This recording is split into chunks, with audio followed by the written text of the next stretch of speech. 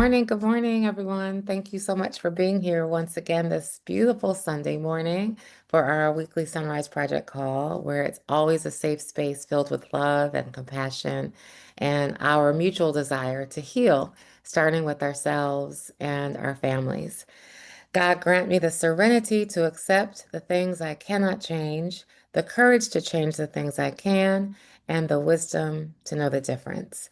I am so honored this morning to have a very dear friend back, Tina Lifford, with us. Tina is, I could almost call her a resident expert. She's been working with us for a few years now. And I met her many years ago. She is known to many of us as Aunt Vi, and yet she is a Hollywood veteran where she's played over 100 characters in her longstanding career. And we know her most notably as Aunt Vi on Queen Sugar, or many of us do. She has starred opposite Hollywood greats, including Clint Eastwood, Jennifer Lopez, and Bruce Willis. And I think most importantly for us, for me personally, and for us, she is the author of my favorite book, The Little Book of Big Lies, which was released by HarperCollins and chosen by Forbes.com as a must read in 2021. She is a visionary thought leader in the field of inner fitness, which is the program that she started, this inner fitness revolution. We're about to talk about that in a moment. She's the strategist and architect behind the Inner Fitness Project, in which she brings deep wisdom, personal experience, and respect for the human condition that allows her to engage people in the process of internal transformation, healing, and resilience building. As an author and speaker, Tina fosters the idea that we can all live life well and thrive. And in her new book, The Inner Fitness Revolution, A Roadmap to Your Freedom and Joy, she really explores 14 practices to create inner fitness and to create a thriving you. So today's session is not about perfection, it's really about permission. It's about permission to slow down, permission to tell the truth about how we're really feeling and how we're really doing, and permission to reconnect with the most sacred version of ourselves, which is our whole self. And so that is what we're going to focus on today. And we're really going to lean into one of the 14 practices that Tina talks about, which is the power of telling ourselves the truth. And this is practice number 11 in Tina's latest book. And I find it to be one of the most powerful practices. All 14 are incredible. And if you have not completed the book, I do encourage you to do so. It's really powerful and life-changing. But really want to talk about what Tina asks me all the time. Are you telling yourself the truth? And that power of that question, what that does for people. So welcome, Tina. I'm happy to have you back this morning. It's always lovely to be with your community. It's always gratifying to be in a conversation that is allowing us to remember who we are, to discover, own, and trust. Yes, We are more than we give ourselves credit for.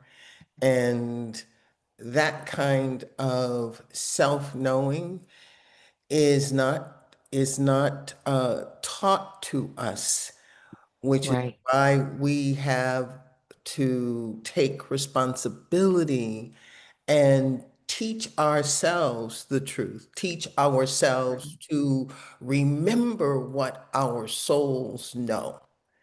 Remember what Right? our souls know. Yes.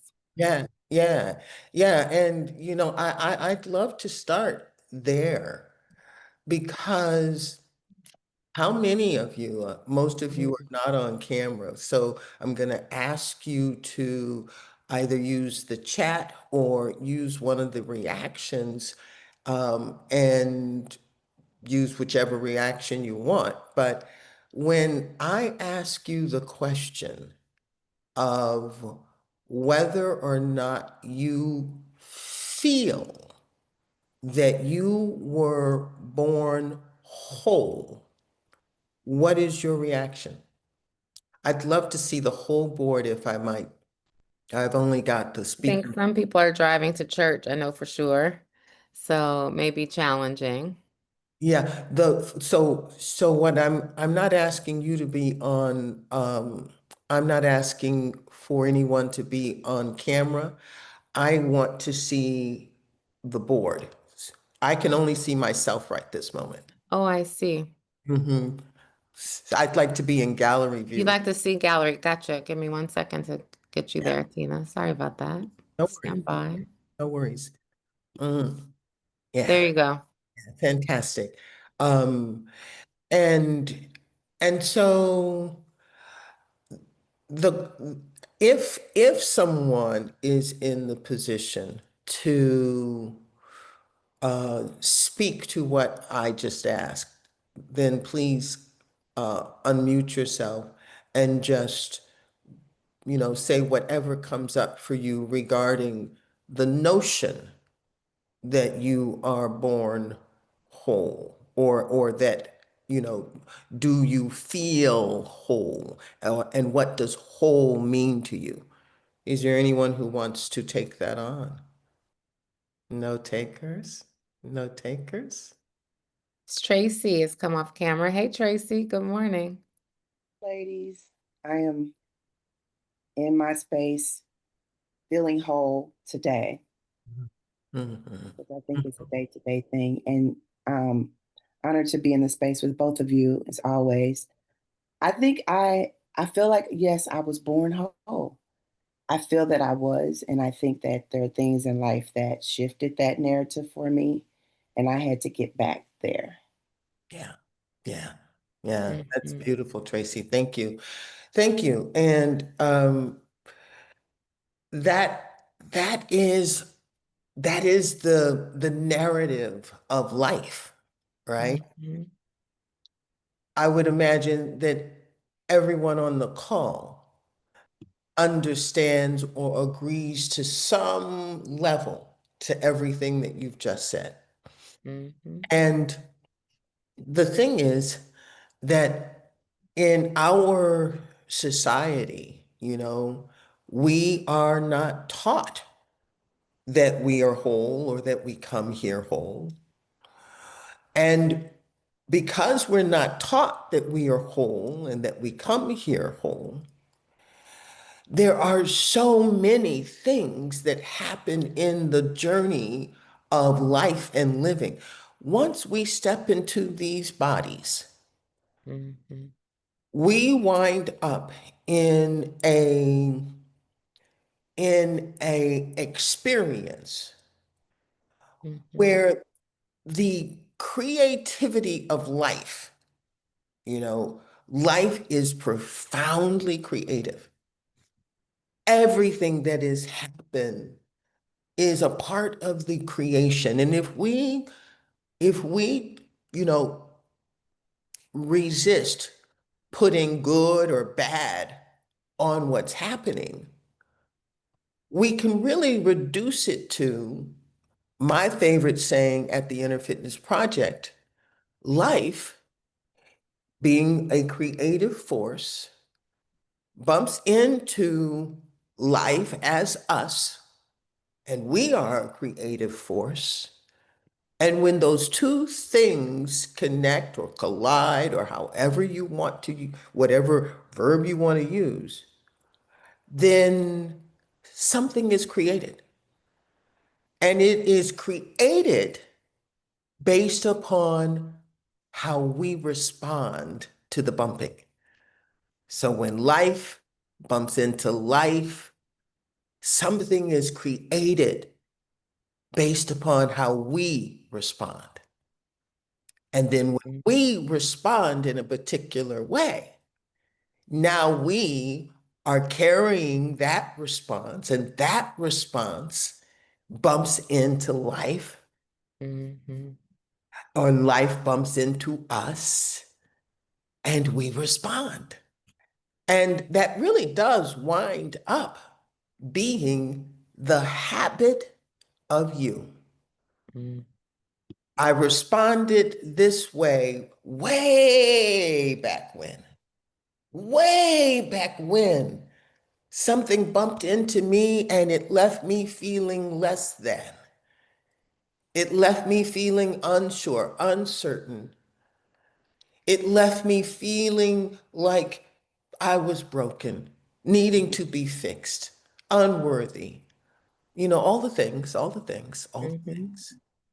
And because there wasn't a moment where that lie, which is connected to the little book of big lies, that lie wasn't challenged. We didn't know we should challenge it.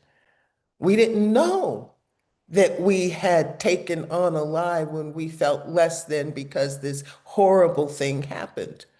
We didn't know that less than is a lie because we are born whole. And so we take that lie, and as we carry that lie, when the same kind of dis-ease, it doesn't have to be the same situation, it doesn't have to be the same circumstances, but when something else that is confusing or overwhelming happens, we do what we did the first time. Mm-hmm. We conclude that we are not good enough, that something's wrong with us, that something needs to be fixed. Mm-hmm. And it never crosses our minds that we are whole and that these feelings and even the circumstances are simply lying to us. Mm-hmm. And so, what we get to do, everybody say, I get to do this. I I get to get to, do this. what we get to do is to begin to build in our minds and hearts and actions a sort of like a progressional thing. We get to remember to honor ourselves, remember to understand ourselves, and remember that we are whole. Mm-hmm. When we remember to understand ourselves, let me go to when we remember to honor ourselves, that's the part of us that taps us on the shoulder, you know, and says, hold on. This narrative that you're not good enough, this narrative that there's something wrong with you, this narrative is not the truth, and you are not honoring yourself in this moment. Hold on, hold on. Mm-hmm. At least be curious in this moment about this narrative that you are allowing to run wild through your consciousness. Mm-hmm. That's our job. We might not have all of the answers, but our job is to say, hold on, hold on. I've got a whole bunch of against me happening right this moment. And though I may not know exactly what to do, I have to know that I am more than this. And so I I have to tap myself on the shoulder to dislodge my attention and fixation on the lie. And by tapping myself on the shoulder, that's the first step in me being available to the greater truth. Does that make sense? Yes, absolutely. Right? Me being available to the greater truth. And when you tap yourself on the shoulder, you know, you can imagine that there is this awakening, right? Well, I mean, I actually believe that if we were to, you know, investigate the science of it, these words would make sense. But if you tap yourself on the shoulder, you are taking a moment to ignite, to bring your mind, your body, and your soul present, right? Mm-hmm. It provides Mhm. energy. Yes. Now, I said the shoulder, but now this thing is awakening in me in a really wonderful way. You can tap yourself anywhere. You can tap your heart. That's a great place to tap, right? Just tap yourself to go, hold on, hold on. And once you are in the space of making room for a more accurate, more loving, more accepting narrative, well, now there's space for you to understand and accept.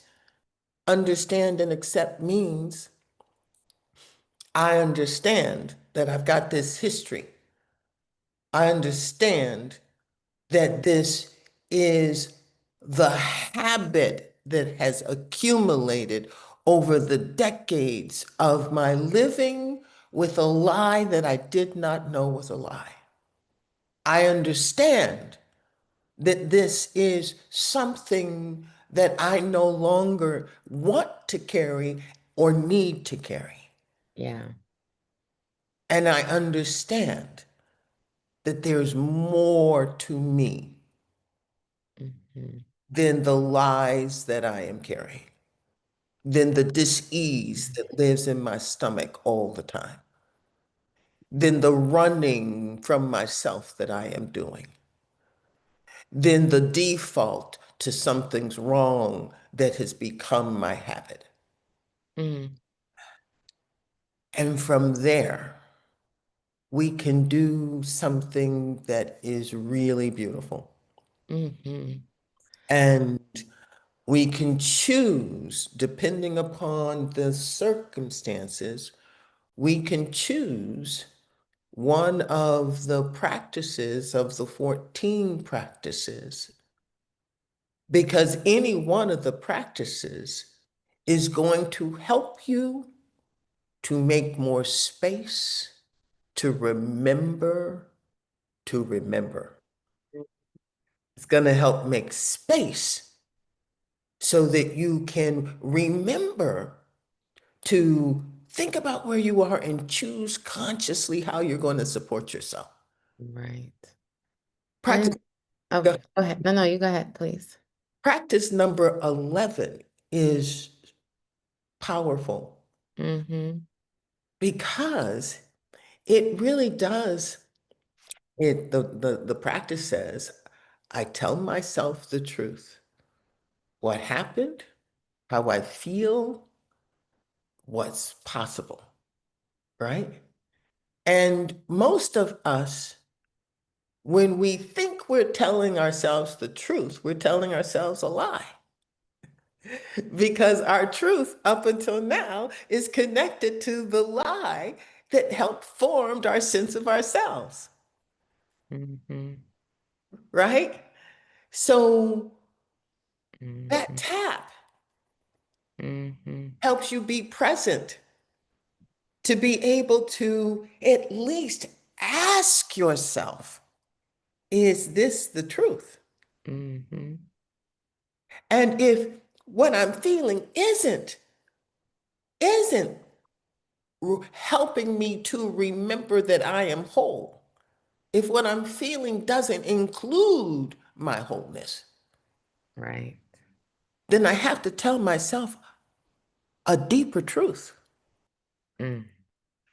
And if the deeper truth is that I'm whole, then let's let's let's revisit what has just happened Mm. and what I am telling myself, and see if what I'm telling myself matches or honors the truth that I am whole. Mm. That's Because great. huh? I said that's fantastic. That is fantastic because it's the lie that is often there for many years that simmers up to the top every now and then. And it Oh, evokes a and- reaction or it triggers some emotion that we are like, why am I doing that? Then we realize it was based on something from possibly from a very long time ago that has never really been dealt with and that was a lie. And we're still dealing with it. So I love what you're saying about practice number 11 and then choosing a self-empowering response in any situation. Both of those, 11 and 5, are brilliant. And remembering that we're whole. That part yeah, is really good. yeah, yeah.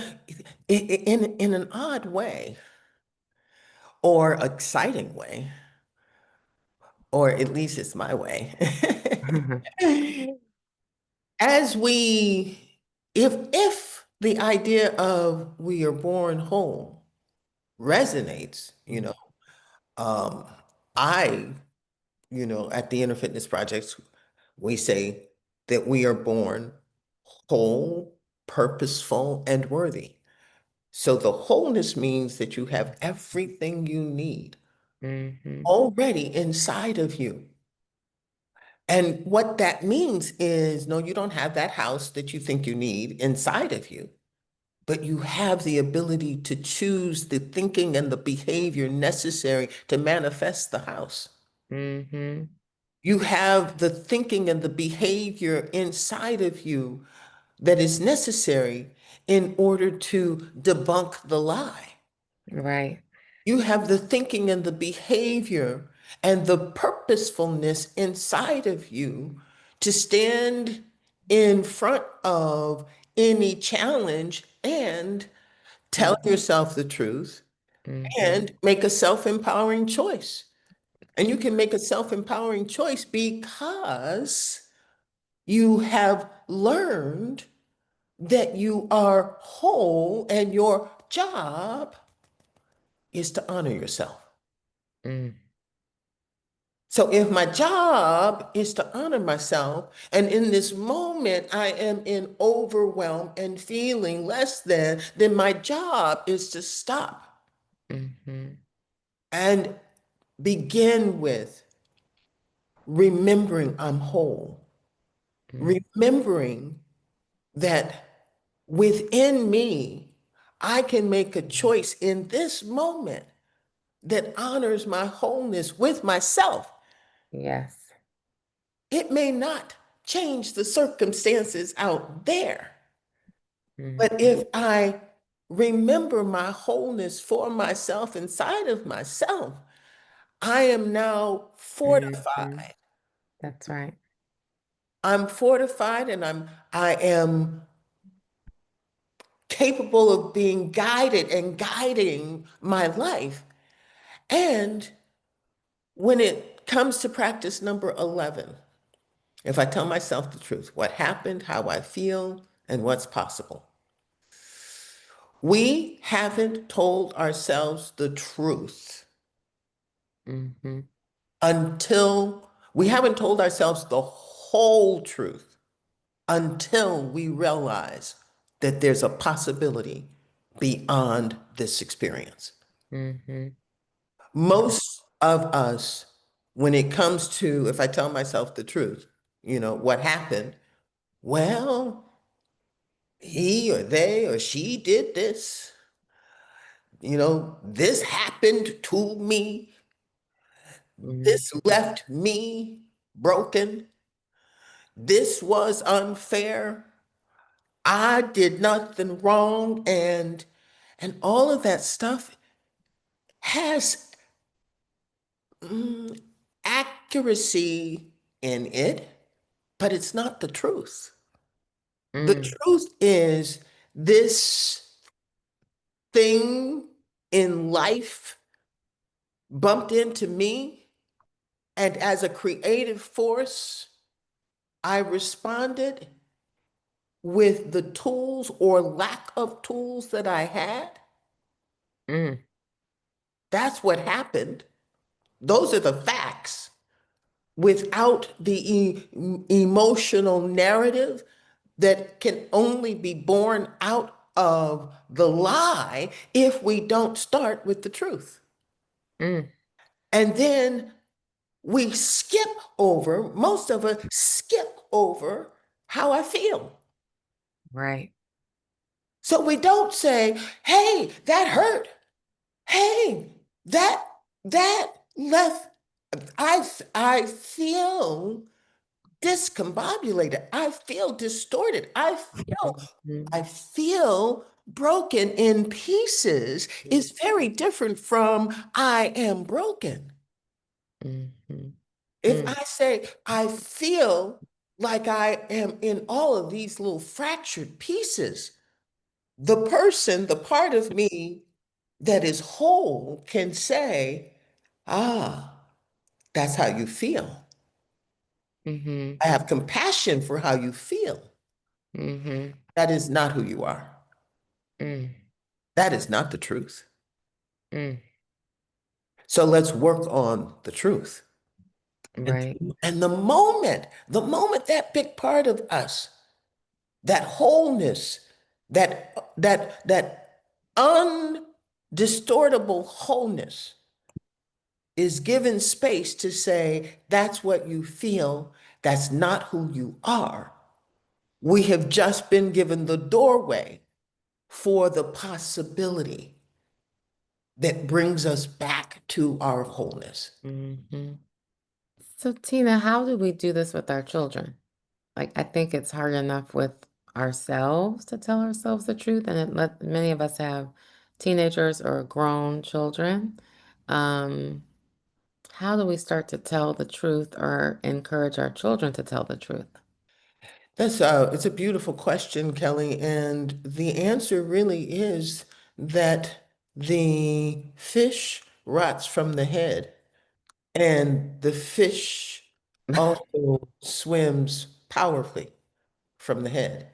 So that means we start with ourselves because we model to our children what life is. We, up until now, haven't known that we're whole. Are we telling our children that we're whole, that they are whole? Or are we pointing to their brokenness, our idea, Wow.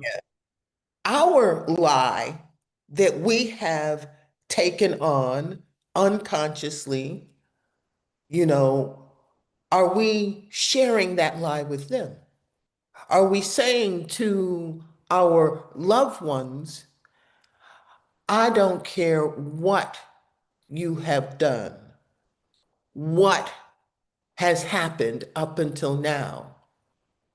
I want you to know that you are whole and so much more than this moment. Mm.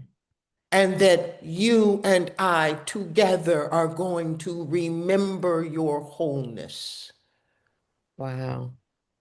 And I would love if you all want, just open the mic and start asking questions that are specific so that we can have a broader experience of how Yeah. we can own our wholeness, begin to practice behaviors, ways of thinking Hmm.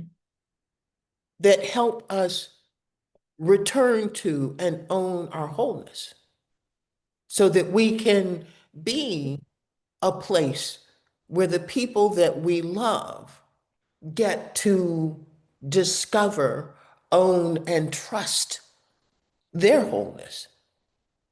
Hmm. It looks like Taj has her hand up. Good morning. Good morning, ladies. Wow, you just spoke to my my experience. I didn't know it was called something. I had the pleasure of to Kelly's question of sharing my experience with my daughter. Because my therapist taught me to kind of how to deal with the feelings, sometimes those feelings that are not really true or a lie. And utilize that opportunity to share and bring my daughter to the table and tell her and give her, we gave ourselves both opportunities to say how we make each other feel, and to be able to identify whether it was a true feeling or you misunderstood the feeling, And because I was able to go through that process with her and allow her to say what she had to say and listen and realize that I misunderstood something, and some of those other things she brought up, we find was truth, and vice versa as it related to me, the way I was sharing kind of how she made me feel about certain things as we were going through this whole divorce thing.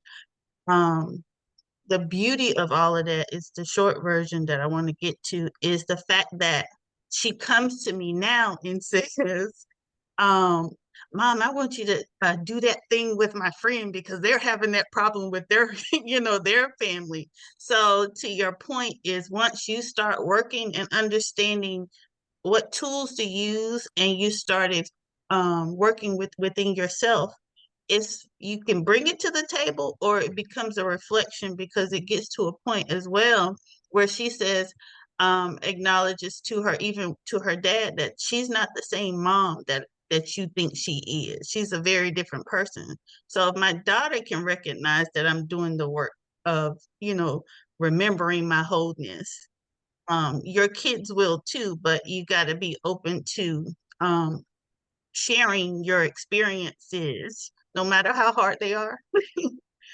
Yeah, what is so beautiful about your story is that in the engagement, you know, in the what looks and feels like a conversation of a conversation of connection, which it is, right? There's so many things that are going on.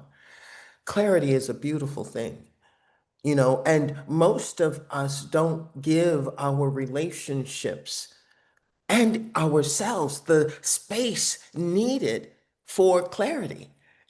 Practice number 13 in the Inner Fitness Revolution says that growth and healing are a process.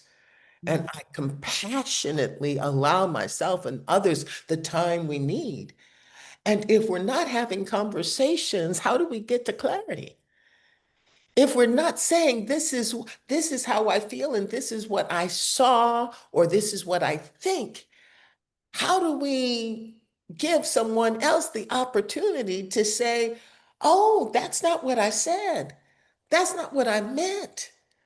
Or that's what I said and that's what I meant. And here's more clarity about what that means to me and what that feels like to me. And when you sit and you are willing to be in that kind of dance with someone that I was about to say someone that you love, but I'm going to say anyone, Mm-hmm. what you are saying to them, what you are sharing with them, what you are giving them is the feeling that they matter. Exactly. And if we feel like we matter, then we have more capacity to be present for the conversations that need to be had. But if we don't feel like we matter, then what we do, and all you have to do is check inside yourself to know this is true. What we do instead is we run. Yes. Because we don't want to hear, we don't want to feel that we are, excuse my language, F ups. We don't want to hear, we don't want to feel how we're failing. We don't want to see in someone else's eyes the condemnation of us. And so we run Yeah. and we And I get it. just want to, and I just want to say it doesn't start out easy. Like it's tension in the beginning of the journey, like that conversation of trying to get to the end part. So we were like, but as we kind of paced ourselves and got to the end and started truly hearing and understanding what that whole process was trying to help us get to. And boy, when I say it was, we both were like, oh my gosh, this was really, really needed. So it's a practice that we do every so often when we feel like the tension is getting tighter and we're misunderstanding one another. And sometimes it doesn't have anything to do with each other. It's just because of the weight that the individual is carrying. I'm learning how to pause and say, wait, slow down. Because I don't want them to hurt my daughter in this situation to take the brunt of what I'm carrying, because none of it really has anything to do with it. But because she's a part of that experience, I have to pause and acknowledge and allow her to, use her voice no matter what I hear, or don't That's want to right. hear. That's It's important in order for us to have healthy dialogue, because our community, we don't do that enough. And that's why our kids are so divisive with people, because it's happening at home. So that's why it happens elsewhere. So that was a great question, Kelly. I just wanted to share my experience because it's fairly new, and it's been just such a beautiful experience. It's beautiful to hear. So thank you so much for sharing. It is beautiful. Anyone else? Tina, good morning. There's a question in the chat that says, how do we also see wholeness in the persons who have harmed or hurt and shifted the love we had for them prior to collisions? Yeah. Yeah. Yeah. Yeah.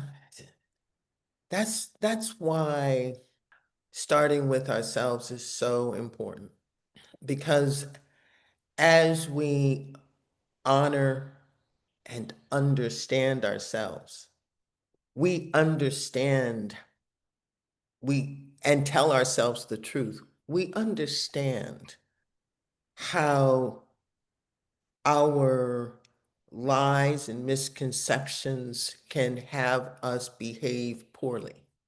We understand how unaddressed hurt can turn into bad behavior. We understand that unspoken needs and unaddressed feelings can choke us and leave us with less capacity to be whole or operate in a whole way. And the person who did whatever they did, it doesn't ignore that they've done something that is painful, that is unacceptable, that may even break your relationship. But we can at least understand that you can only get to this kind of behavior if you don't know, honor, trust, and love yourself. And so every person that has wrought any um evil or abuse or any other kind of unkind behavior on our lives, those people are carrying some unresolved, some unaddressed, some unseen pain that distorted their wholeness.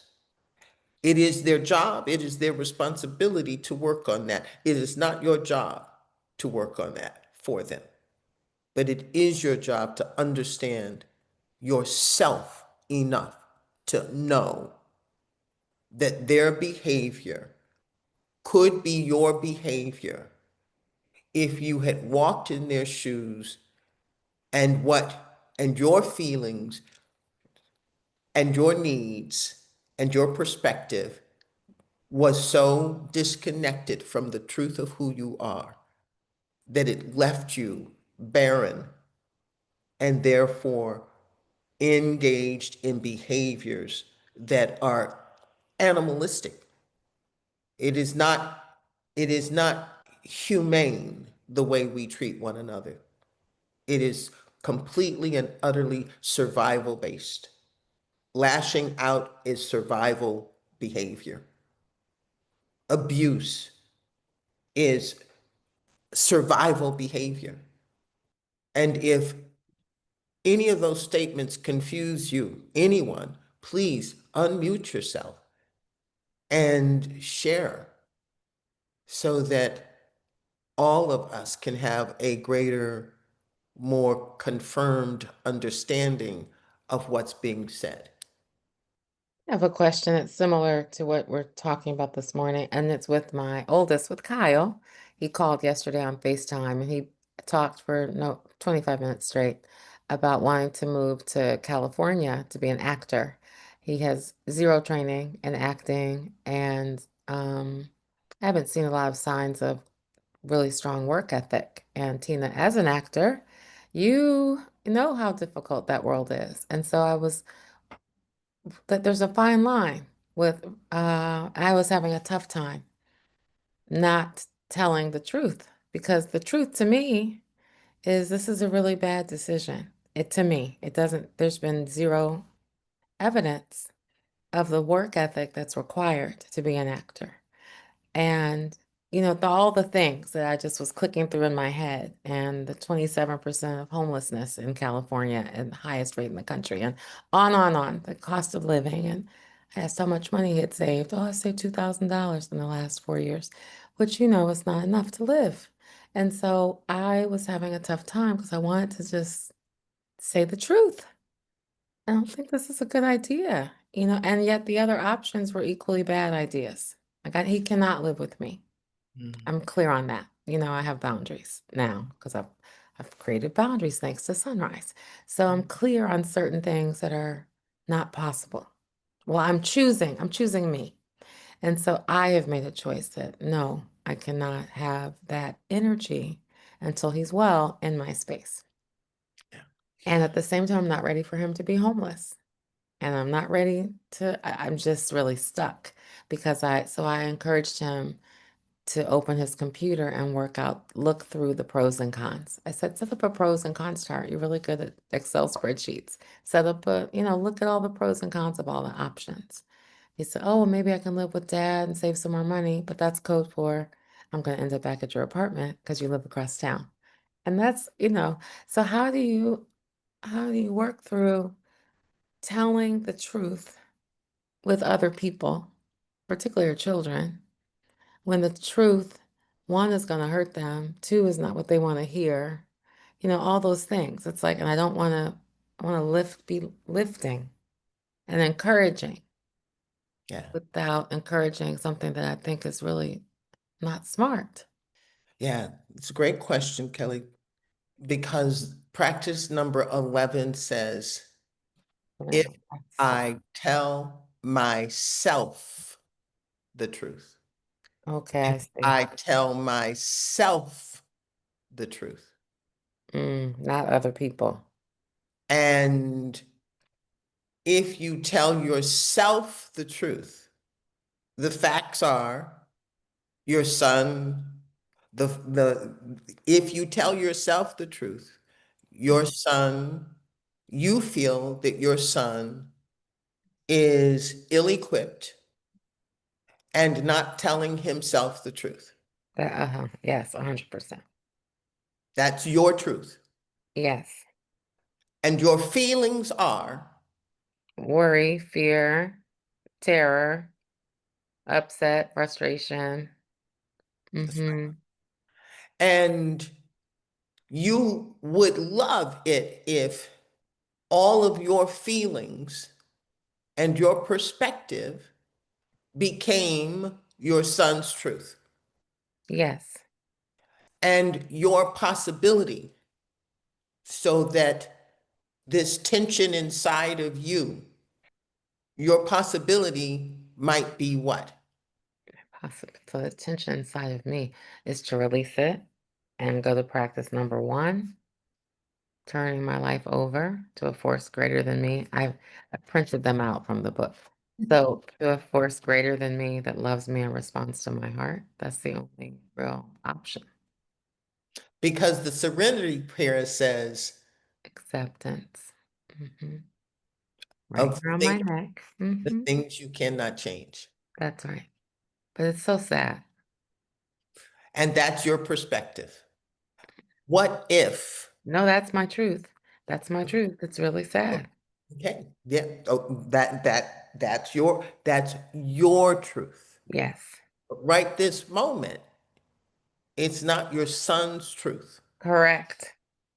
He's living in La La Land. Correct. And saying he's going to be a huge star. Yes. Yes. But my truth is very sad. Yes. And what if this is the path that he has to take to wake up? Yes. But gosh. Uh-huh. He wouldn't be the first person to take a rough path to wake up I know. and live from their Exactly brilliance. right. Ooh la la. And I'm not, when we tell ourselves the truth is life shows up in ways that are painful. That's Right. that's a truth. And the possibility is that we can be connected enough Mm. to our innate wholeness, purposefulness, and worth that we can use the discomfort Yes. to grow us, Yes. Mm.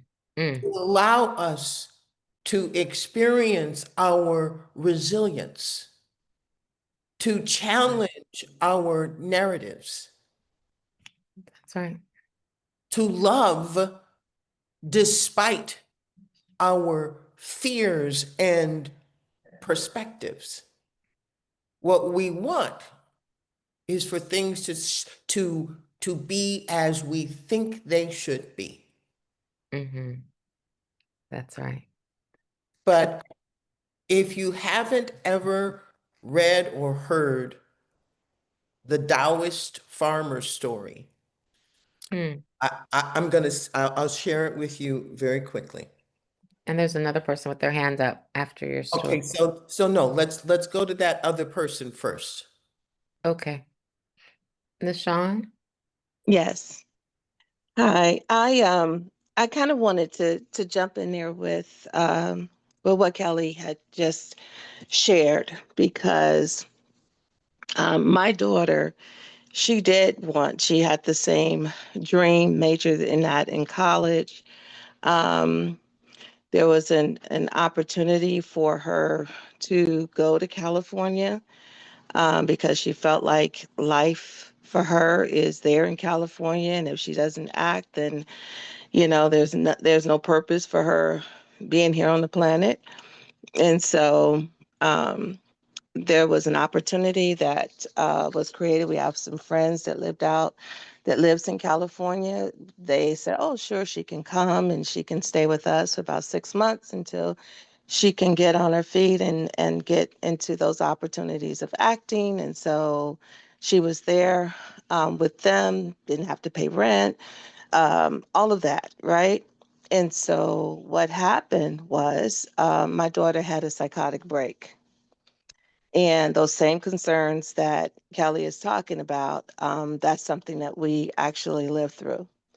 And so my husband had to go out and get her, and she was hospitalized, and it's just been a long journey. This was in 2019, and she lives with us now still, and she has recovered from that time, but the after effects, the residue of that whole incident is still there, right? And so we've been navigating that situation of her wholeness um, for quite a while now, and my daughter's 31.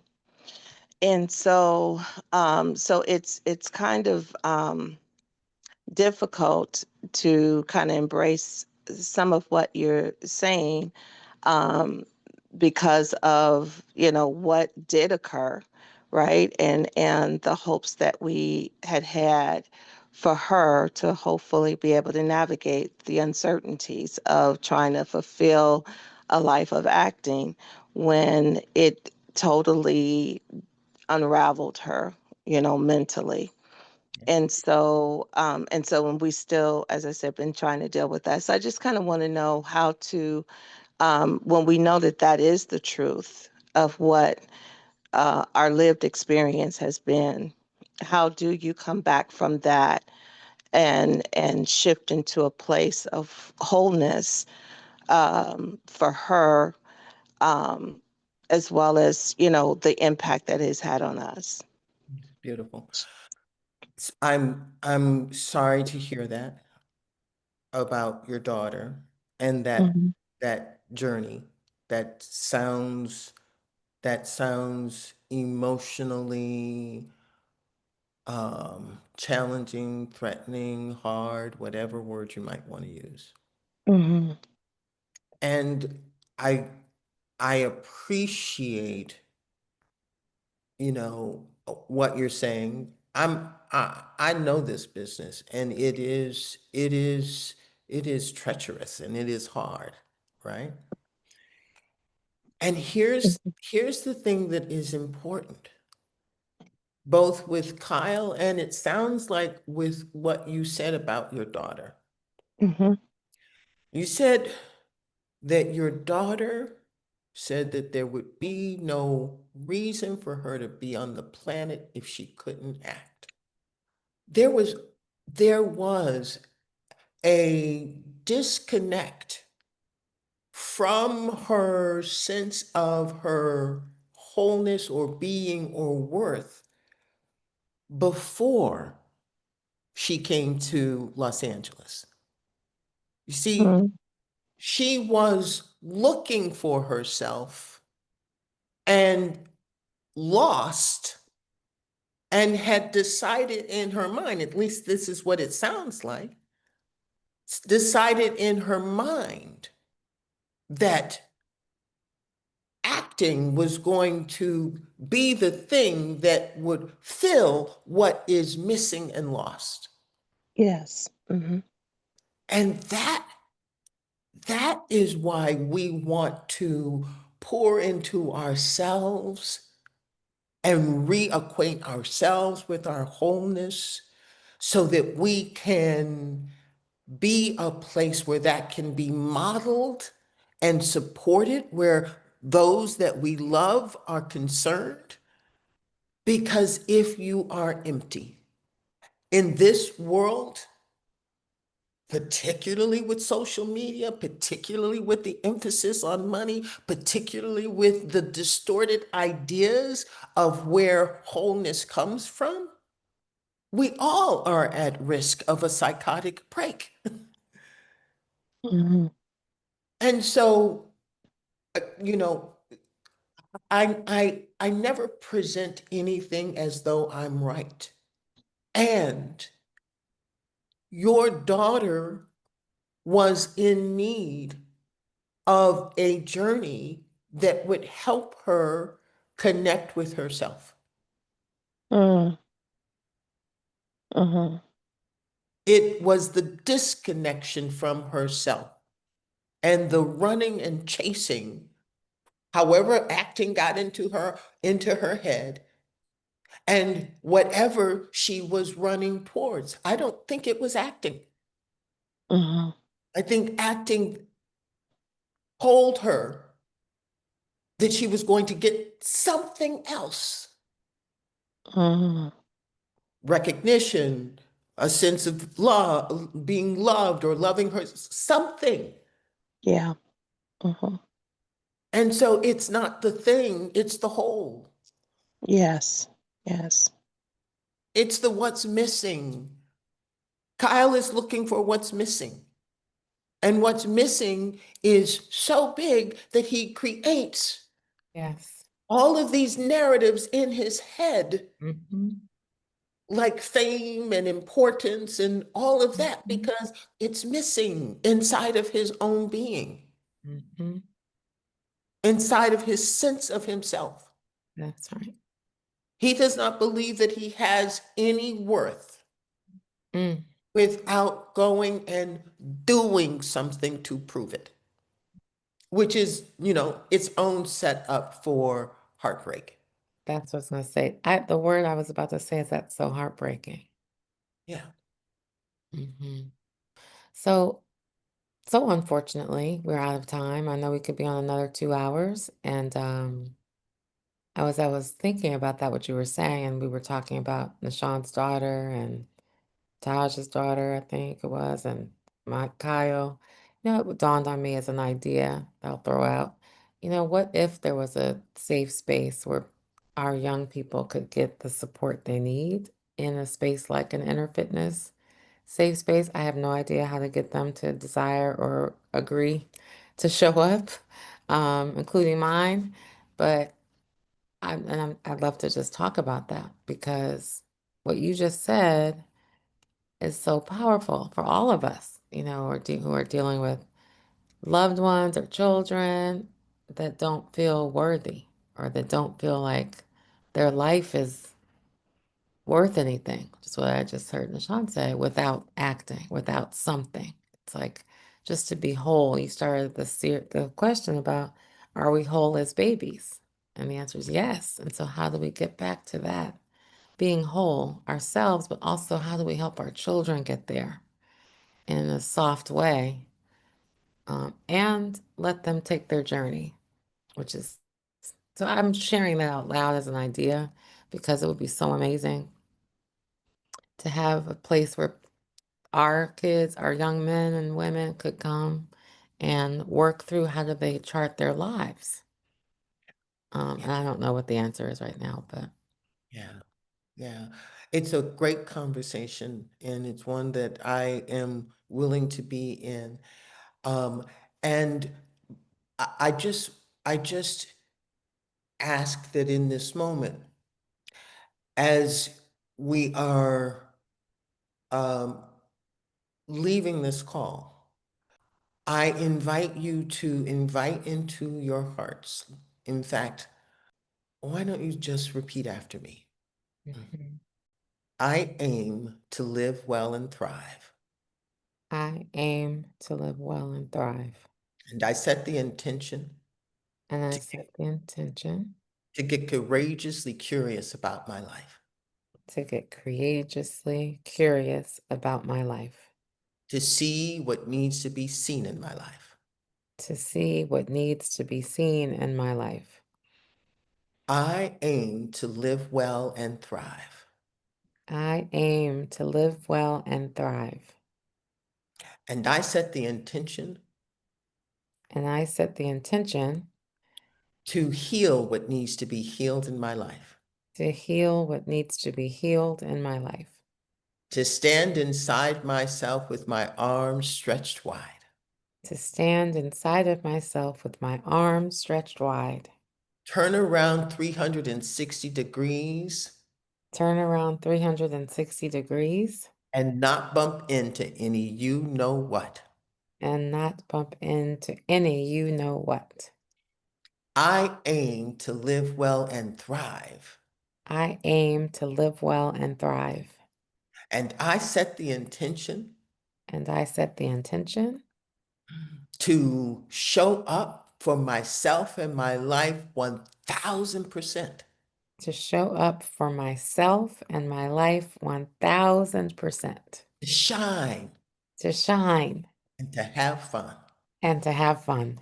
I aim to live well and thrive I aim to live well and thrive and to love myself so much and to love myself so much that I can love you.